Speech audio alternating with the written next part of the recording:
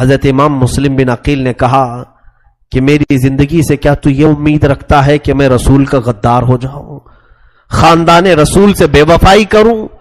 اے ابن زیاد، تو رسول اللہ کے گھر والوں سے یہ کبھی بھول کر امید نہ رکھنا، شاید تیری نسل میں خطا ہے جس کی وجہ سے تو اس طرح کی باتیں کرتا ہے۔ وہ بہت برہم ہو گیا، غصے میں آیا اور کہا، آپ کے خاندان پر اس نے تانا مارنا شروع کیا، کہا کہ تمہارے گھر والے ایسے تھے ویسے تھے معاذ اللہ۔ تو اس نے جب حضرت امام مسلم بن عقیل کے گھر والوں کو، حضرت علی کو کوسنا شروع کیا، حضرت فاطمہ کو، تو وہاں پر ایک بہت ہی بڑی عمر کے شخص بیٹھے ہوئے تھے جو نابینا تھے، وہ کھڑے ہوئے اور کہا، کذاب ابن کذاب، عبید اللہ بن زیاد جھوٹا اور جھوٹے کا بیٹا ہے، تو نے فاطمہ اور علی کے متعلق ایسے جملے کیسے استعمال کیے؟ ان کو برداشت نہیں ہوا، ابن زیاد نے وہیں پر تلوار اٹھائی اور اس بوڑھے شخص کا قتل کر دیا۔ اس کے بعد امام مسلم بن عقیل سے کہا، کوئی بات اور ہے تو بتا دو۔ آپ نے کہا، کوئی مجمع میں ہے تو میں ایک وصیت کرنا چاہتا ہوں، کوئی میری وصیت سننے والا ہے؟ کوئی ایک بھی شخص آپ کی وصیت سننے کو تیار نہیں۔ وہاں ایک شخص بیٹھا ہوا تھا، ابن سعد، وہ سعد ابن ابی وقاص کا بیٹا تھا، عمرو بن سعد۔ اس کو بلایا، تو قریش خاندان سے ہے، آجا میں ایک وصیت کرتا ہوں۔ وہ نہیں آیا، کہا نہیں مجھے کوئی وصیت سننا نہیں۔ عبید اللہ بن زیاد نے کہا، سن لے جا کر۔ وہ آیا، امام مسلم بن عقیل نے کہا، میری وصیت صرف اتنی ہے کہ کوفہ میں فلاں کے 700 دینار قرض تھے وہ ادا کر دینا، اور دوسری وصیت یہ ہے کہ امام حسین ابن علی کو خط لکھا تھا میں، یہاں کے حالات اچھے ہیں، تو برائے مہربانی کسی اور کو قاصد بنا کر بھیج دینا اور کہنا کہ یہاں نہ آئیں، اپنا سفر ملتوی کر دے، مکہ میں ہی رہیں۔ تیسری وصیت یہ ہے کہ اگر میں قتل کیا جاؤں تو میری لاش کو کسی اچھی جگہ دفن کر دینا۔ آپ نے وصیت کی، پورے مجمع میں وہ آ کر کے سناتا ہے، ٹھٹا مار کر کے لوگ ہنستے ہیں۔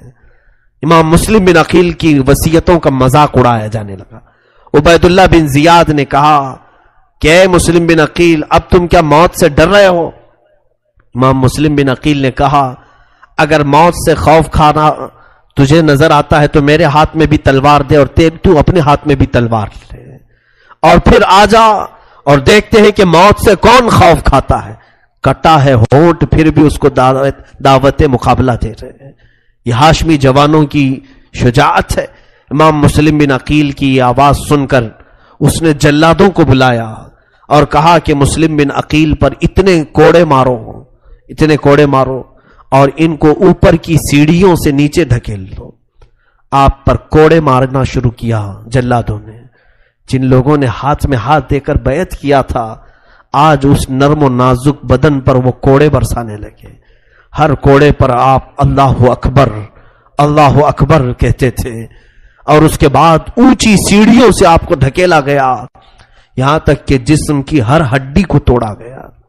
جب زمین پر آپ گر گئے تو آپ کے جسم مبارک سے آپ کے سر کو الگ کر دیا، اور آپ کے سر کو الگ کر کے کوفہ کے گورنر ہاؤس کے سامنے ایک کھمبے میں آپ کا سر ڈال کر کے لٹکایا گیا۔ پورے کوفہ والوں کو دعوت دے کر کے گورنر ہاؤس بلایا گیا۔ دیکھو یزید کے خلاف آواز اٹھانے والے کا یہ حشر ہوتا ہے۔ انا للہ و انا الیہ راجعون۔ امام مسلم بن عقیل کی اس دردناک شہادت نے پورے کوفہ والوں کو ڈرا دیا تھا۔ میرے عزیزوں، یہاں رک کر کے میں ایک بات کہنا چاہوں گا، اسی کو تو موب لنچنگ کہتے ہیں، یہی تو موب لنچنگ ہے۔ تنہا کسی کو پکڑنا اور کئی کتے ایک ساتھ بھیڑ جائیں ایک شیر کے ساتھ، یہ کوفہ والوں کی حرکتیں تھیں جو آج بھی ہمارے ملک میں دہرائی جا رہی ہیں۔ یہ کس لیے کی جاتی ہیں؟ صرف خوف پیدا کرنے کے لیے۔ دیکھیں اگر ان کو مارنا ہوتا، یہ مار کر کے کہیں پھینک دیتے، ویڈیو کیوں بناتے ہیں؟ یہ ویڈیو کو وائرل کیوں کرتے ہیں؟ ان کا مقصد صرف یہ ہوتا ہے کہ ہر مسلمان تک یہ ویڈیو جائے۔ مجھے بڑی شرم آتی ہے، ہمارے بچے جلدی سے جلدی فارورڈ کرتے رہتے ہیں۔ کیوں تم ان کا ساتھ دے رہے ہو؟ اس طرح کی کسی بھی ویڈیو کو ہرگز فارورڈ نہ کریں اور پھر میسج میں لکھ کر کے بھیج۔ یہ ہمارے مسلمان بچے نہیں لکھتے ہیں، یہ سب ان کی سازش ہے۔ یہ سب ایموشنل الفاظ میں لکھ کر کے کہتے ہیں فارورڈ کرو جلدی سے جلدی، جس کے دل میں اسلام ہے، جس کے دل میں ایمان ہے، وہ فارورڈ کریں. کائے کے لیے فارورڈ کریں؟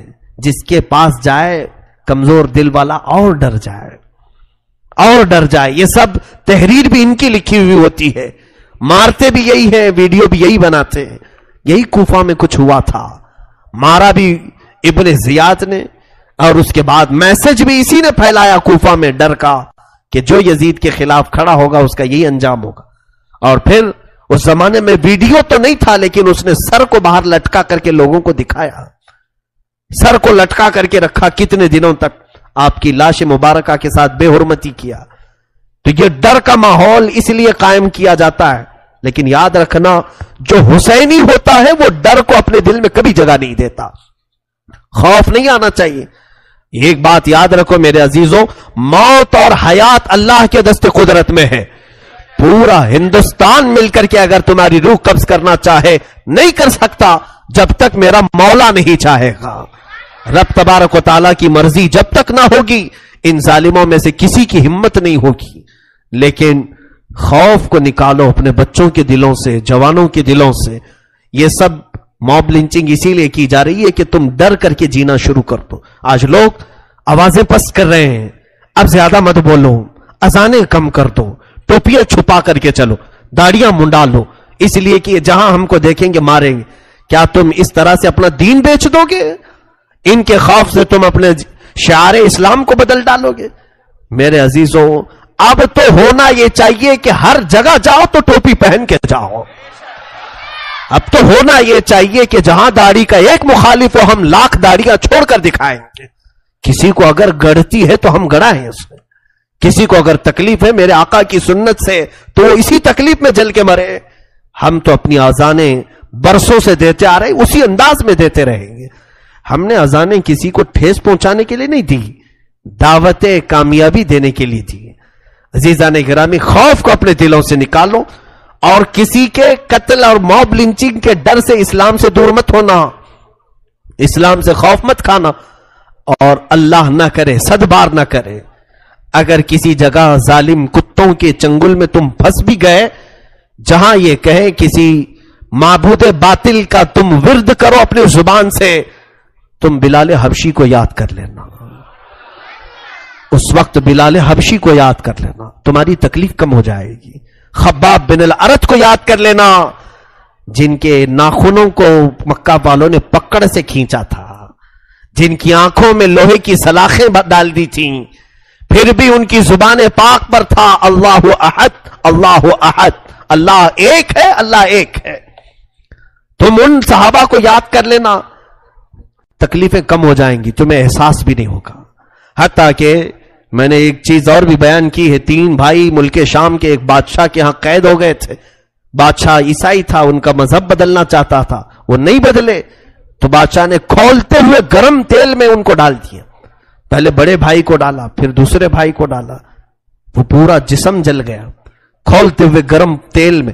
تیسرے جو چھوٹے بھائی تھے، وزیر نے پناہ میں لے لیا، سوچا کہ میں اس کو بدل دوں گا. کہاں سے بدل پاتا، اپنی بیٹی کو پیچھے لگا دیا تھا کہ بہکا دینا. لیکن 40 دن گزر گئے، وہ جوان جو رات کو سجدے میں جاتا، نماز میں رہتا، کبھی اس عورت کی طرف دیکھتا ہی نہیں تھا. 30-40 دن کے بعد وہ خاتون اس کی محبت میں مبتلا ہو گئی. وہ وزیر کی لڑکی ہی اس نوجوان کو وہاں سے لے کر نکل پڑی. تاریخ میں ہے، اعلیٰ حضرت اللہ تعالیٰ عنہ نے بھی لکھا ہے کہ یہ نوجوان اپنی اس نئی جو عورت تھی جس نے وزیر کے گھر سے اس کو آزادی دلائی تھی، نکلی، راستے میں اچانک گھوڑوں کی آواز آئی تو یہ لوگ ڈر کر کے سہم کے رک گئے کہ کہیں بادشاہ کو خبر نہ ہوئی ہو ہماری گرفتاری کی.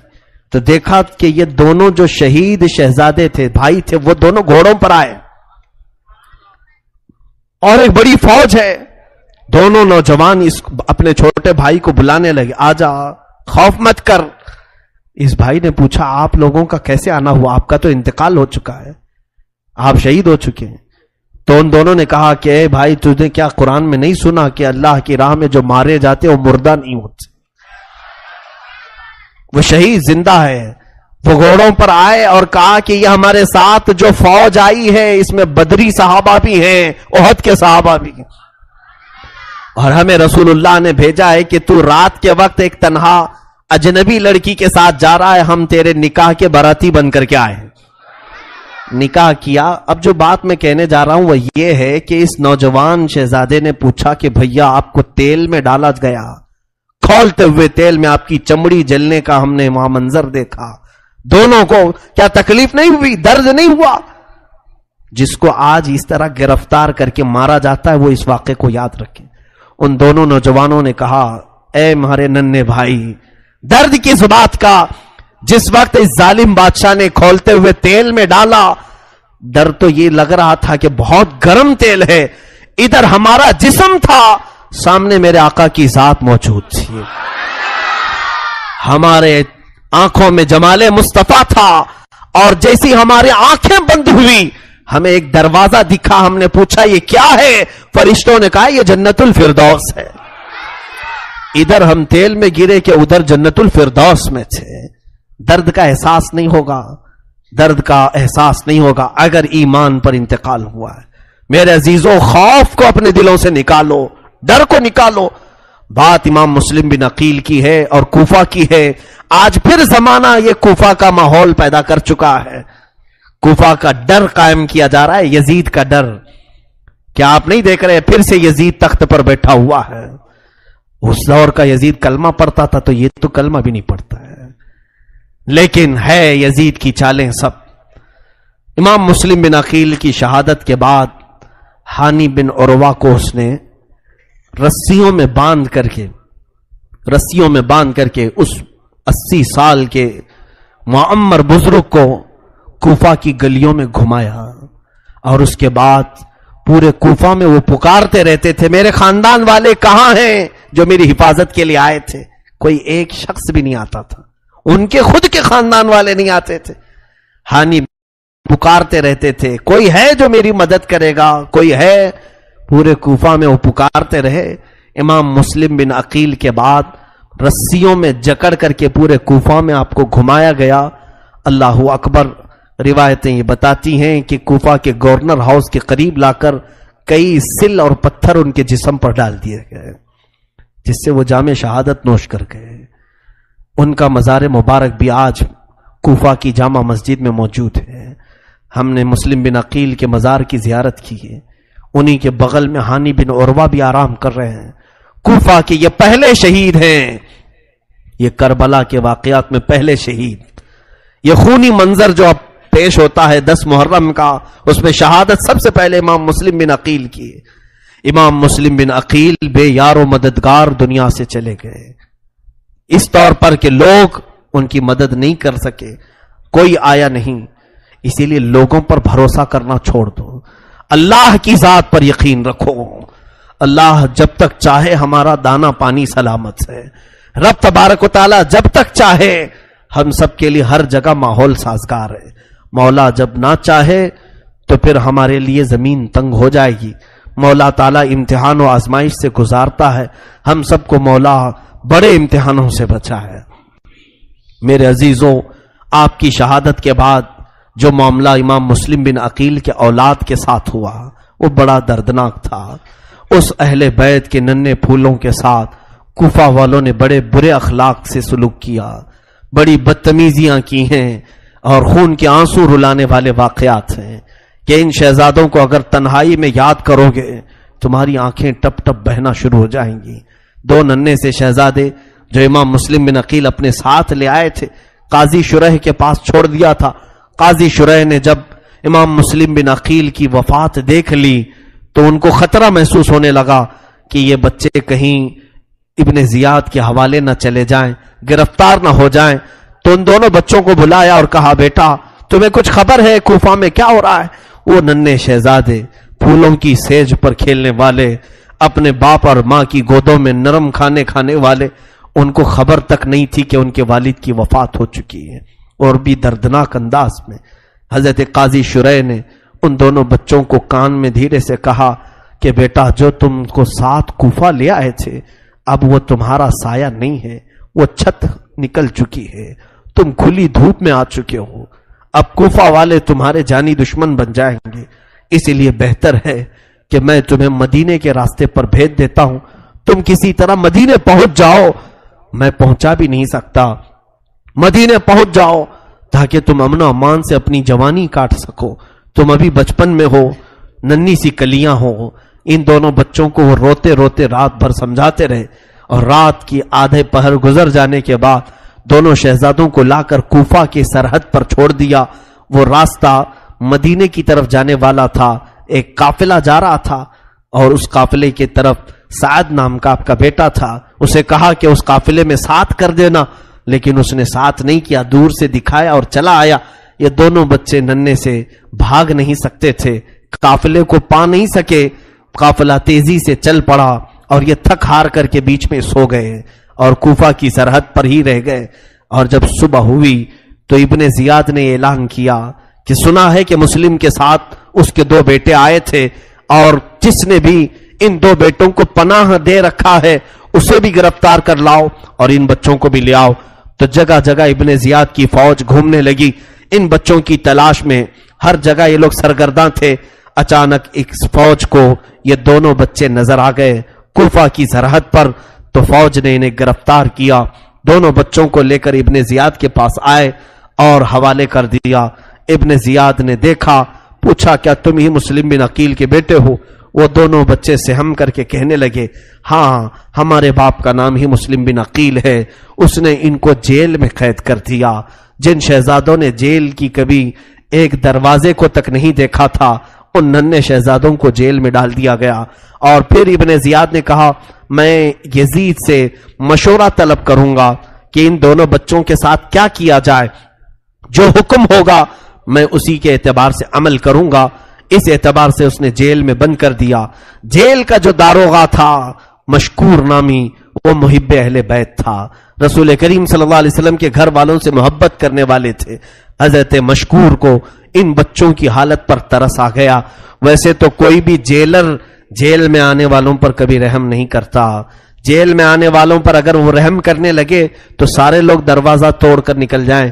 یہ جیلر عام جیلر کی طرح نہیں تھا، مشکور نامی یہ محب اہل بیت ان ننھے سے بچوں کو دیکھ کر کے رات کو رونے لگے اور سوچا کہ زندگی میں کوئی کمائی نیکی کی نہیں، آج ایک نیکی کا موقع ملا ہے، ان بچوں کو آزاد کر دیتا ہوں، چھوڑ دیتا ہوں، تاکہ قیامت کے دن بدلے میں مولا تعالیٰ مجھے جنت تو عطا کرے گا، اہل بیت کے ساتھ حسن سلوک کروں گا۔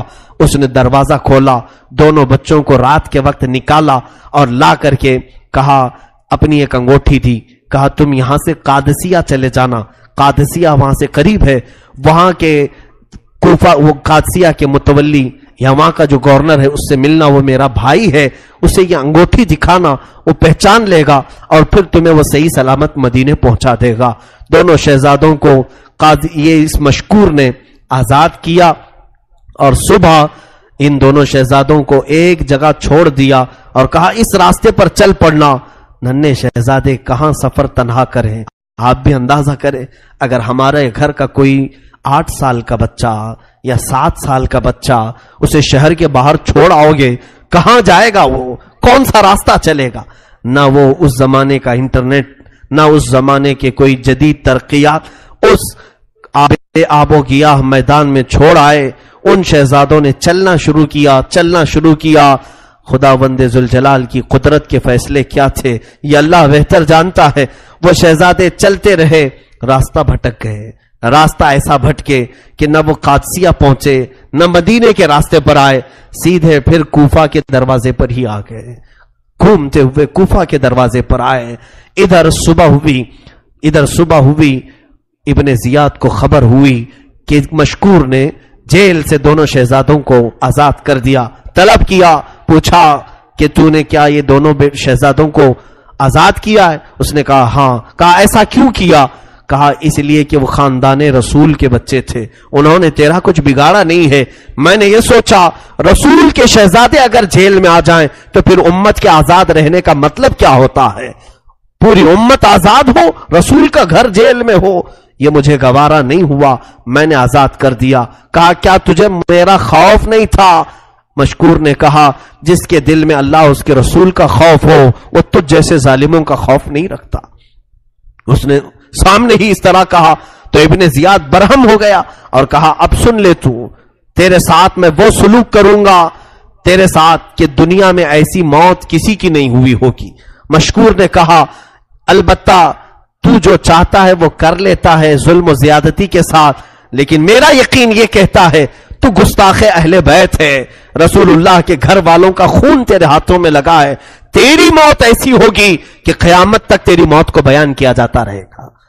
مشکور نے جب یہ سخت جملے کہے تو ابن زیاد نے جلادوں کو بلا کر مشکور کو گرفتار کروایا، حتیٰ کہ ان کے ہاتھ ہڈیوں سے الگ کیے گئے، دونوں ہاتھوں کو ہڈیوں سے توڑ کر کے الگ کیے گئے اور ان کے گھٹنے پھوڑے جانے لگے. مشکور ہر سزا پر الہ العالمین الہ العالمین میں صرف اتنا کہتے جاتے، اے اللہ تو گواہ رہنا، یہ سزا مجھے محبت اہل بیت میں دی جا رہی ہے، رسول کے گھر والوں سے وفا کرنے کی مجھے سزا دی جا رہی ہے. اور اسی اثنا میں ان کی زبان بند ہو گئی اور مشکور کو بھی وہیں پر شہید کر دیا گیا. کتنی موتیں کوفہ میں ہوئی. جو جو خاندان رسول سے ملحق تھا، تھوڑا بہت تعلق رکھتا تھا، ابن زیاد ظالم نے چن چن کر کے مارنا شروع کیا. یہ دو شہزادے ننھے سے یہ مسلم بن عقیل کے کلیجے کے ٹکڑے نکلے تو تھے، نکل کر دریائے فرات کے قریب ایک درخت کی اوٹ میں بیٹھے ہیں. کبھی دریائے فرات سے پانی پیتے ہیں، جلدی سے اس درخت کی اوٹ میں اندر چھپ جاتے ہیں. انہیں ڈر تھا کہ کوفہ والے ہمارے تلاش و جستجو میں ہوں گے، نہ جانے کون پکڑے گا، کون گرفتار کرے گا. کیسا خوف کا ماحول تھا. ہاشمی گھرانے میں یہ دونوں بچے وہیں پر دبکے ہوئے درخت کے نیچے بیٹھے تھے. ایک خاتون وہاں پر آئی پانی بھرنے کے لیے، اس کی نظر گلاب جیسے حسین چہروں پر پڑی تو وہ قریب آ کر کے پوچھتی ہے، اے بچوں تم کون ہو؟ دونوں بچوں نے آپس میں ایک دوسرے کا منہ دیکھا، کہا کہ اگر بتائیں گے ہم مسلم بن عقیل کے بچے ہیں، کہیں یہ عورت پھر ابن زیاد کے پاس نہ لے جائے.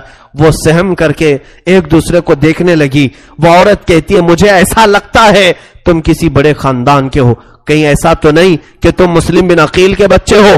وہ ڈر گئے اور ان کو سچ بولنا بچپن سے سکھایا گیا تھا. انہوں نے کہا ہاں اے خاتون ہم مسلم بن عقیل کی اولاد ہیں. وہ خاتون کہتی ہے ڈرو مت، گھبراؤ مت، میں تمہیں بہت اچھے گھر لے جاتی ہوں. میری مالکن، میری مالکہ محب اہل بیت ہے، وہ فاطمہ الزہرا کی کنیز ہے، وہ خدمت کر چکی ہے رسول اللہ کے گھر میں، وہ تمہیں دیکھے گی خوش ہو جائے گی. دونوں بچوں کو وہ خادمہ ساتھ لے آئی اور جیسے ہی گھر آئی اس کی مالکن سے اس نے کہا آج ہماری عید ہے، آج ہمارے گھر میں خوشیاں ہیں. کہا کیوں؟ کہا مسلم بن عقیل کے دو شہزادے کوفہ جن کا خونی دشمن بن چکا ہے، ہمارے گھر وہ مہمان بننے والے ہیں. وہ عورت فرط محبت میں باہر آئی، دونوں شہزادوں کو بے اختیار چومنا شروع کرتی ہے، کیونکہ برسوں بعد اس نے فاطمہ الزہرا کی شبیہ ان بچوں میں پائی تھی. سیدہ کائنات کے اخلاق ان میں دیکھنے کو سے ملے. زارو قطار روتی رہی. ان بچوں کو لے جا کر نہلایا، ان کے بال صاف کیے، اتنی دھول سے ان کے چہرے اٹے ہوئے تھے، یہ ہاشمی گلابوں کو دھول نے جکڑ لیا تھا. اس خاتون نے ان کو پاک و صاف کیا اور نرم بستر پر کھانا کھلا کر سلایا. یہ وہ محب اہل بیت خاندان، یہ گھر ایسا تھا جو رسول اللہ کے گھر والوں سے محبت کرنے والا تھا. رات بھر وہ خاتون بارگاہ الہی میں شکر بجا لانے لگی. اے مولا تیرا کروڑ کروڑ شکر و احسان ہے کہ مجھ جیسی عورت کے گھر تو نے ہاشمی بچوں کو مہمان بنایا ہے. اے اللہ تو نے مجھ سے یہ خدمت لی ہے، میری خدمت میں کوئی کمی اور کوتاہی نہ ہونے پائے. وہ تسبیح پڑھتی رہی اور رات کو دعائیں کرتی رہی. سوئے اتفاق ایسا ہے کہ اس کا شوہر حارث نامی بڑا ہی شرابی بدکار انسان تھا اور اسے خبر تھی. رات آیا تھک ہار کر کے، پوچھا عورت نے آج اتنا کیوں تھک گئے ہو؟ کہا بات در حقیقت یہ ہے عبید اللہ ابن زیاد امیر کوفہ نے اعلان کیا ہے کہ قاضی مشکور داروغہ جیل نے مسلم بن عقیل کے دونوں بچوں کو جیل سے آزاد کر دیا ہے. مشکور کا قتل ہو گیا، ابن زیاد نے مار دیا ہے اور ان دونوں بچوں کو تلاش کرنے کا حکم جاری ہوا. جو ان دونوں بچوں کو لائے گا اسے منہ مانگا انعام دیا جائے گا. اور ابن زیاد نے کہا ہے کہ 100 اونٹ انعام میں دیا جائے گا. بیگم نے پوچھا تو کیا ہوا؟ کہا بس انہی بچوں کی تلاش میں میں پورا کوفہ چھان مارا. اسی اسنا میں میرا گھوڑا بھی گم ہو گیا, مجھے پیدل چلنا پڑا, تھک ہار کر کے یہاں پہنچا ہوں. اس عورت نے اسے سمجھانا شروع کیا کہ دیکھ تو بدبختی کو دعوت نہ دے, دنیا کی لالچ میں تو خاندان اہل بیت کے ساتھ برا نہ کر, کہیں ایسا نہ ہو کہ تیرا ہاتھ فاطمہ کے شہزادوں کے خون سے رنگ جائے اور دنیا تجھ پر لعنت کرے. اس کی بات کچھ سمجھ میں نہیں آتی تھی, وہ شراب کے نشے میں دھت تھا, اس کو مال چاہیے تھا, پیسہ چاہیے تھا. اس نے اپنی بیگم سے کہا تو ہٹ جا, سو جا. وہ عورت اسے سمجھاتے سمجھاتے سو گئی. اسے ڈر بھی تھا کہ شہزادے میرے گھر میں ہے, میرا ہی شوہر ان بچوں کے خون کا پیاسا گھوم رہا ہے. رات کا وقت تھا, دونوں بچے بستر پر سوئے ہیں. باپ, یہ دونوں بچے محمد اور ابراہیم خواب دیکھتے ہیں. خواب دیکھ کر کے بے قرار ہو کر اٹھ گئے. محمد رضی اللہ تعالیٰ عنہ جن کی عمر 8 سال کی تھی, بڑے شہزادے, بیدار ہوئے, اپنے ننھے بھائی کو جگایا, ابراہیم اٹھ جاؤ اٹھ جاؤ. کہا کیا ہوا؟ کہا میں نے خواب دیکھا ہے, خواب دیکھا ہے. چھوٹے شہزادے نے بھی کہا میں نے بھی خواب دیکھا. کہا تم نے کیا دیکھا؟ کہا میں نے بابا جان کو دیکھا. امام مسلم بن عقیل کے بارے میں کہہ رہے تھے, ابا جان کو دیکھا, ان کا کرتا پورا خون میں تر بتر تھا, اور رسول اللہ صلی اللہ علیہ وسلم کے پاس چلے جا رہے تھے. پاک صلی اللہ علیہ وسلم کو دیکھا, ابو بکر عمر بھی ان کے ساتھ تھے, علی مرتضیٰ بھی تھے. میرے بابا آگے بڑھتے گئے. میرے آقا صلی اللہ علیہ وسلم نے پوچھا, اے مسلم تنہا آ گئے ہیں, اپنے بچوں کو ظالموں کے حوالے کر کے آ گئے, اپنے بچوں کو کہاں چھوڑا ہے؟ تو بابا رسول اللہ سے کہہ رہے تھے, آقا میرے پیچھے پیچھے ہی وہ بھی آنے والے ہیں, میرے پیچھے ہی عنقریب وہ آنے والے, میں نے خواب میں یہ دیکھا ہے. یہ کہہ کر کے بچے دونوں لپٹ کر کے رونے لگے, ایک دوسرے سے لپٹ کر رونے لگے. کہا ایسا لگتا ہے کل کی صبح ہماری بھی آخری صبح ہوگی, کیونکہ خواب ایسا دکھایا جا رہا ہے, خواب میں ایسی علامتیں دکھ رہی ہیں کہ بابا نے کہا کہ ہمارے پیچھے والے ہیں, شاید ہماری زندگی اب اس کے بعد نہیں چلے گی. دونوں لپٹ کر کے زاروں قطار رونے لگے, آنسوؤں سے ان کے چہرے بھیگ گئے, آوازیں بلند ہو گئی.